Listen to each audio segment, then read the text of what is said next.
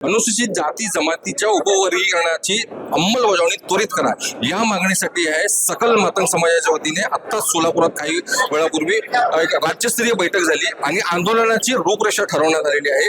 आगामी विधानसभा अधिवेशनामध्ये जे आहे संपूर्ण मातंग समाज जे आहे विधानसभेवर मोर्चाच्या स्वरूपाने जाणार आहेत. तर आपल्या सोबत आहेत माजी मंत्री उत्तम प्रकाश खंदारे. काय सांगाल साहेब? बघा, हा विषयच इतका अन्याय आणि न्याय आहे. अन्याय झाला म्हणून न्याय मागण्यासाठी हा विषय आहे. कसं सरळ आहे. संविधानाने जे 13% अनुसूचित जातीला आरक्षण दिलं. देशामध्ये या 12,000 जाती आहेत अनुसूचित जातीमध्ये समावेश असलेल्या, पैकी 1200 जातींनीच ते आरक्षण लाटलं. 12,000 जातींचं आरक्षण 1200 जातींनीच लाटलेलं हे वस्तुस्थिती आहे. आणि हे 1965 साली केंद्र शासनाने स्थापन केलेल्या लोकपूर समितीच्या माध्यमातून रेकॉर्डवर आलेला आहे. नंबर 1. तर दुसरा मुद्दा, लोकपूर समितीनंतर सदाशिव समिती, उषा मेहरा समिती, अशा अनेक समित्या 21 समित्या झाल्या आतापर्यंत दर 5 वर्ष. या सगळ्या समितींनी एकमेकांना सांगितलं की आरक्षण या ठिकाणी सर्व शेवटच्या जातीपर्यंत पोहोचत नाही, डंप झालेला आहे. आता मी जसं सांगितलं आपल्याला 12,000 जातीपैकी 1200 जातींनीच डंप केलेलं आहे आरक्षण. आणि महाराष्ट्रामध्ये 59 जातीपैकी 3 जातींनीच हे आरक्षण डंप केलं. कोणत्या 3 जातींनी? बौद्ध, चर्मकार आणि डोर समाज. कोणत्या म्हणजे जे विरोध करतात आरक्षण उपवर्गीकरणाला, त्याचं उदाहरण सांगा बघू लाभ घेतलेल्यांचा. या आता बघा उदाहरण, एक माजी मंत्री ज्यांनी समाजाचं नेतृत्व केलं, समाज कल्याण खातं सांभाळलं, तो आज म्हणतो की आरक्षण उपवर्गीकरणाला आमचा ठाम विरोध आहे, होऊच देणार नाही आरक्षण उपवर्गीकरण. असे पुन्हा एक आंबेडकरांचा नातू म्हणतो, आनंदराज आंबेडकर. परत आता दुसरे नेते सुद्धा डबल बोलतात. जनगणना झाल्याशिवाय आरक्षण वर्गीकरण करू नका. कोण म्हणतो आरक्षण असंवैधानिकच आहे. कसं आहे, तर संविधानानं दिलं तर ते असंवैधानिक कसं. आणि सर्वोच्च न्यायालयानं संविधानाचा आधार घेऊनच या केसचा निकाल दिला आणि मग असंवैधानिक कसं. तर हे आरक्षण आता विभागलं जाणार आहे. ज्यांनी 90% खाल्लंय त्यांना आता कुठंतरी ठोकलं जाईल, कमी होईल त्यांचं. आणि ह्या 59 जातीपर्यंत हे आरक्षण जाताना या ठिकाणी ह्या बाकीच्या 3 जाती सोडून बाकीच्या जातींना ह्याचा लाभ अधिक पोहोचेल. हे सरळ सरळ त्यांचं गणित आहे, भीती आहे त्यांच्या मनातली आणि ते त्यांना नको आहे.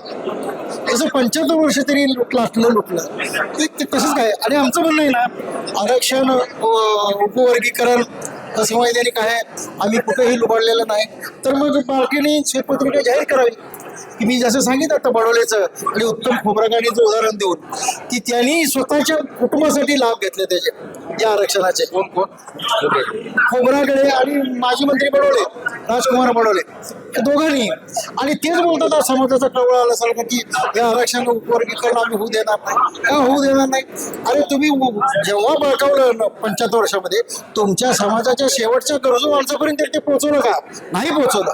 हे वास्तव आहे. आणि म्हणून आमची मागणी आहे त्या आंदोलनाची की आधी आम्हाला तर 59 जातीला लाभ मिळालाच पाहिजे बाकीच्या ते, परंतु ज्या जातींनी आरक्षण बळकावलं त्या जातीतल्या गरजू लोकांपर्यंत, त्या जातीतल्या अत्यावश्यक लोकांपर्यंत ते आरक्षण पोहोचलं.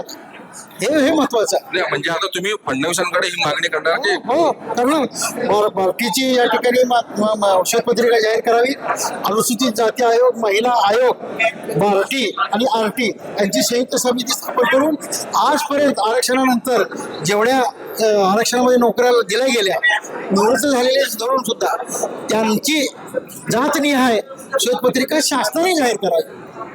पार्टीचे नाव घेतलेली श्वेतपत्रिका जाहीर करावी आणि या सर्व संयुक्त समितीने शासनानेच त्याची श्वेतपत्रिका जाहीर करावी, ही मागणी आहे. चर्मकार समाजाने पण देखील असा इशारा दिला आहे की अगर उपवर्गीकरणाची अंमलबजावणी केल्यास तर 2030 पर्यंत जे आहे तमाम चर्मकार समाज जे आहे बौद्ध धर्म स्वीकारेल आणि याला विरोध केला आणि त्याचा निषेध आंदोलन देखील करणार. बघा, आरक्षण हे धर्मावर नाही मिळालेलं आहे, हे जातीवर मिळालेलं आहे.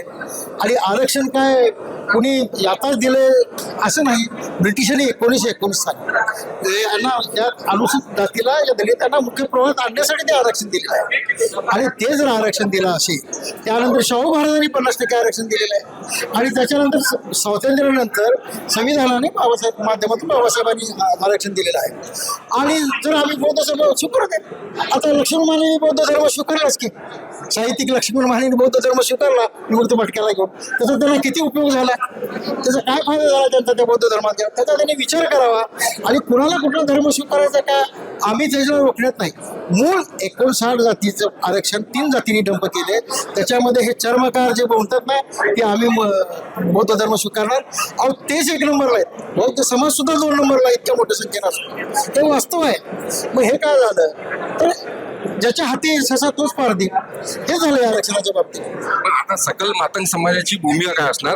आता येणाऱ्या विधानसभा अधिवेशनामध्ये जे आहे तुम्ही हे म्हणणं मांडणार, अगर तुमच्या मागण्या मान्य नाही झालं तर पुढचं बघा आमच्या आंदोलनाचे टप्पे आहेत. आता भाजपचा पक्ष, फडणवीस साहेबांचा, एकनाथ शिंदे साहेबांचा पक्ष आपल्या राष्ट्रवादी पक्ष, हे तिन्ही पक्ष जे आम्ही सत्तेमध्ये आहोत हे आम्ही सगळे करून एक होऊन या तिन्ही नेत्याकडे आम्ही आग्रही मागणी करणार. मागणी आमची एवढीच आहे, काय मागायचं नाही त्यांना, दबावाला बळी पडू नका.